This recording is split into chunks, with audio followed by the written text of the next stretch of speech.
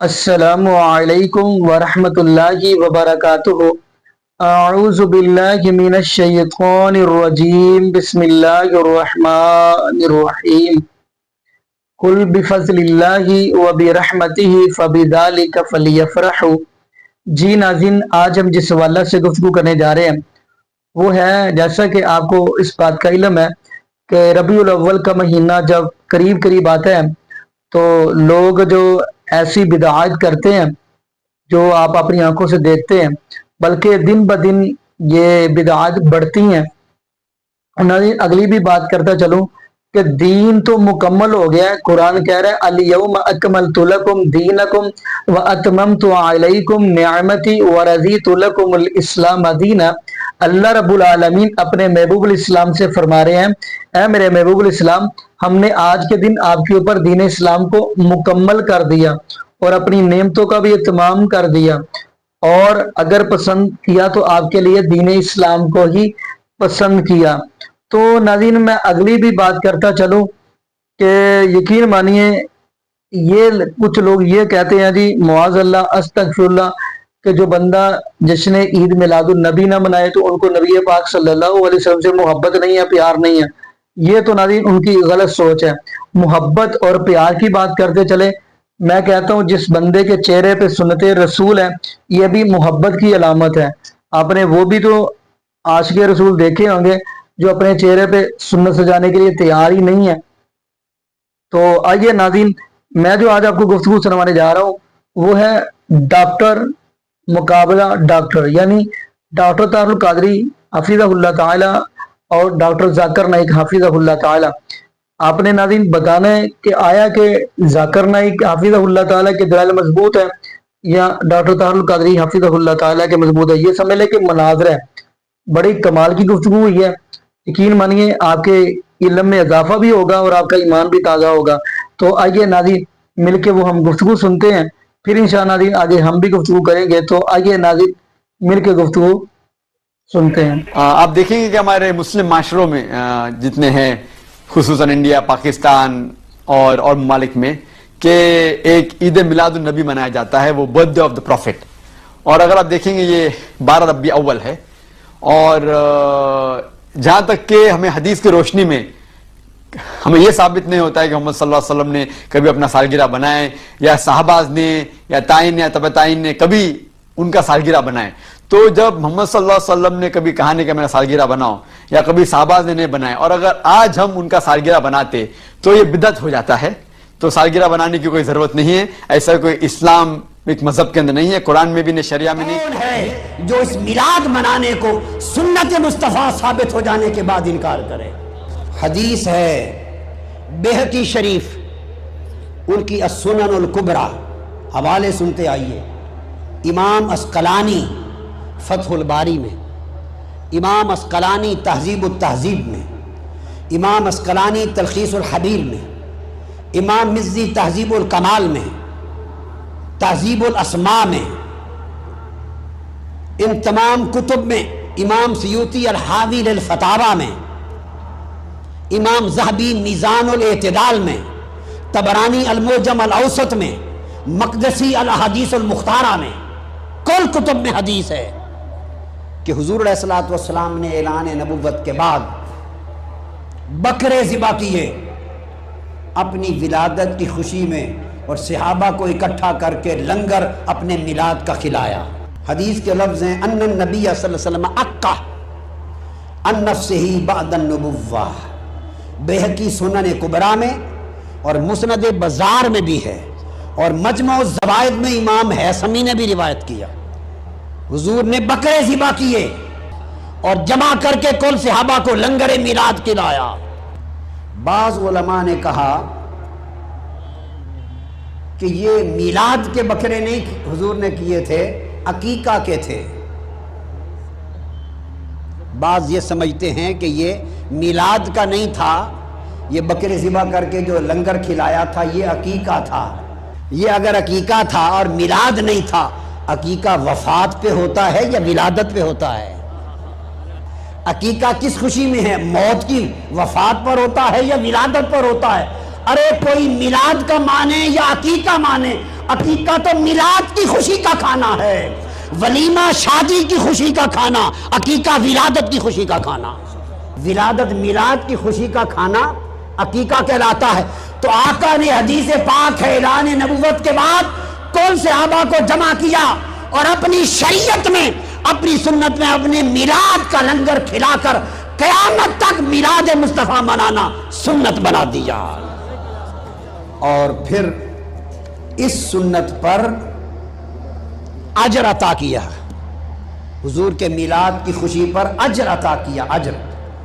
صحیح بخاری کی حدیث ہے، آقا کی ولادت کے وقت ابو لہب نے اپنی لونڈی سویبہ کو بھیجا کہ جاؤ میرے مرحوم بھائی عبداللہ کے گھر آج اولاد ہونے والی ہے، جا کے دیکھو اور مجھے خبر دو۔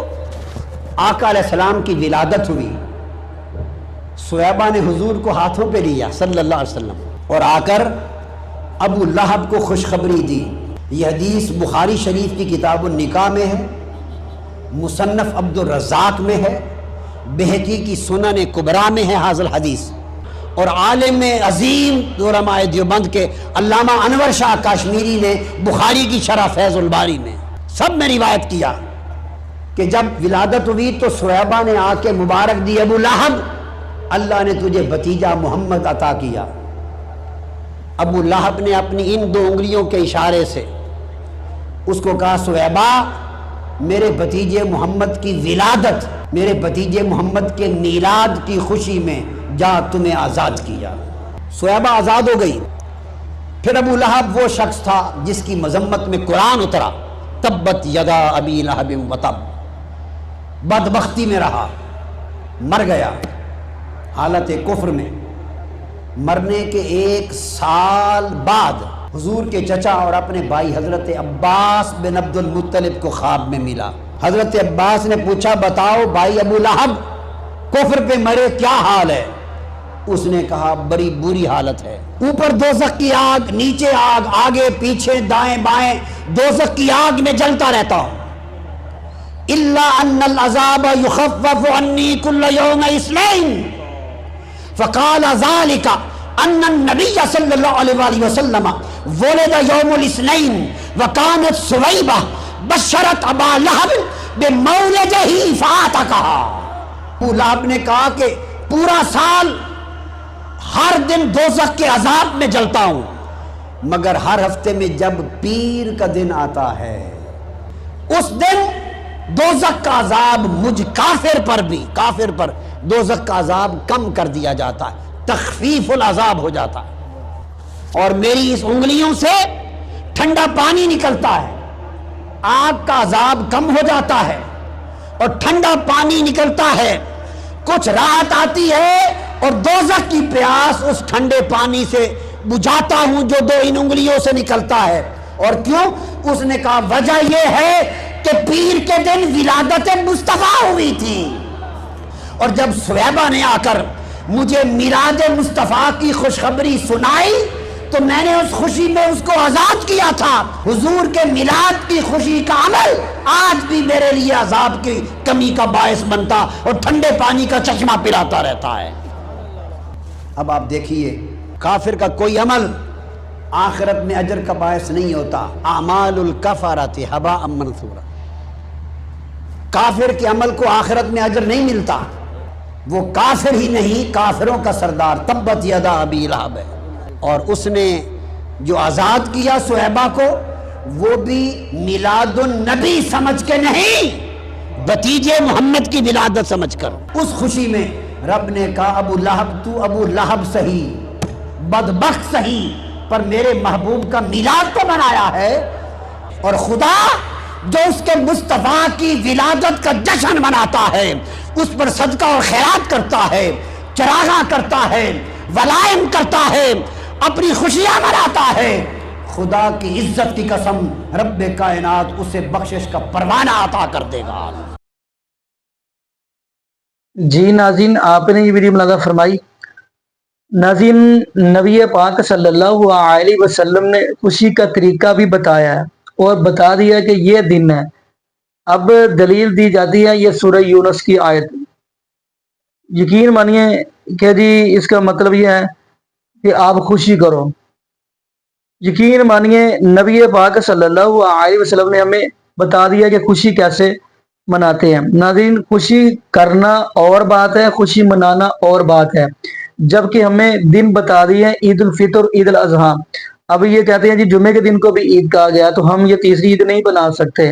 تو ناظرین اگر دیکھا جائے آیا کہ نبی پاک صلی اللہ علیہ وآلہ وسلم کے صحابہ میرے محبوب الاسلام کے جانثار حضرت ابو بکر صدیق رضی اللہ عنہ کے دورہ خلافت میں بھی ربیع الاول آیا.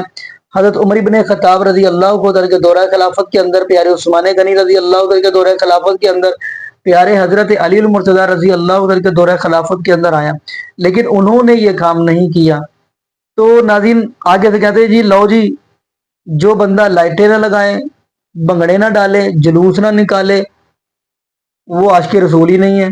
معاذ اللہ استغفر اللہ. اور وہ بھی ایک بندہ ہے جو بندہ یہ کہتا ہے جی کہ جو بندہ جس نے عید میلاد النبی کی دلیل مانگے تو اس کے تماچا مارو. تو آگے سے وہ یہ بھی کہتا ہے جی نہیں جی اگر ان کے ہاں بیٹا پیدا ہوتا ہے تو وہ تو اس وقت تو بڑی مٹھائیاں منگواتے ہیں، بڑی خوشیاں کرتے ہیں.